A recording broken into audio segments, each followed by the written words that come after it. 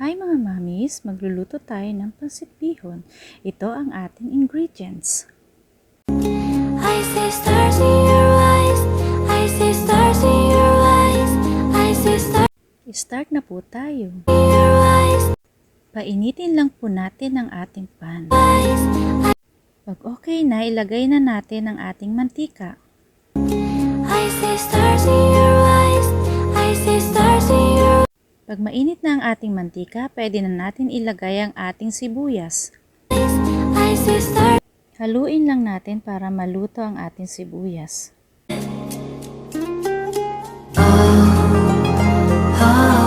I-add na rin natin ang ating bawang.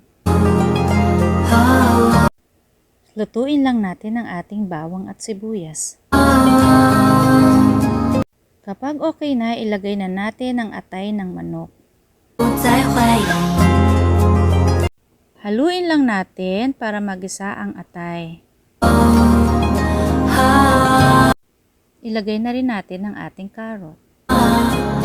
因为你就是我，我就是 Budburan na rin natin ang pamintang durog.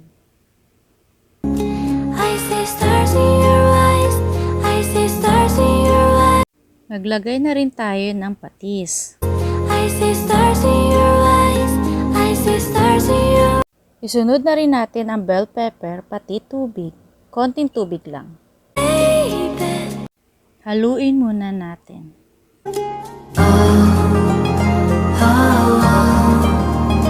Pag medyo kumulo, ilagay na rin ang repolyo. Haluin lang natin ng bahagya at ating takpan para maluto ang repolyo at atay. Pag okay na ang repolyo at atay, iset aside lang natin. Pag naitabi na natin ang pangsahog, dito naman tayo sa pagluto sa bihon. I see Naglagay lang ako ng tubig at beef cubes, toyo at paminta. baby.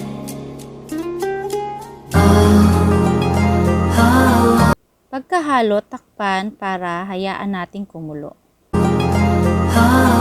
Pagkakulo, ilagay na natin ang ating bihon.